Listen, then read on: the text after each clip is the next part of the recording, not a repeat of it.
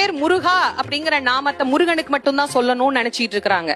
இன்னைக்கு நான் உங்க எல்லாருக்கும் ஒரு உண்மையை சொல்றேன். முருகாங்கிற நாமத்தை எந்த கடவுளுக்கும் சொல்லலாம். சிவனை கும்பிடும் போது சொல்லலாம், பெருமாளை கும்பிடும் போது சொல்லலாம், அம்பாள் கோயிலுக்கு போனா சொல்லலாம். முருகா அப்படிங்கறது ஒருமை நாமம் அல்ல, அது ஒரு பன்மை நாமம். விழிக்கு துணை திருமென்மலர் பாதங்கள். பாதங்கள்னா எத்தனை இருக்கும்?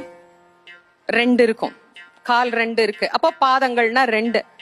மெய்மை குன்றா மொழிக்கு துணை முருகா என்னும் நாமங்கள்னு சொல்லணும். அப்பதான் எதுகை மோனை சரியா வரும். அப்ப இங்க நாமங்கள்னு சொன்னா முருகான்னு மட்டும் சொல்லக்கூடாது, இன்னொன்னு சேர்த்து சொல்லணும். முருகா கந்தா என்னும் நாமங்கள், இல்ல முருகா கடம்பா என்னும் நாமங்கள், இப்படி ஏதாவது சொல்லணும். ஆனா அவர் இப்படி சொல்லல. ஏன்னா முருகன் தெரிந்து தமிழ் தெரிந்து கொண்டவர் அருணகிரிநாதர். அவருக்கு போய் நம்ம இலக்கணம் எல்லாம் சொல்லவே வேண்டாம். ஆனா அவர் அப்படிதான் சொன்னார். ஏன் சொன்னார்னா, முருகன் என்பது ஒரு பன்மை நாமா. மு ரு கு. இதுல தமிழ்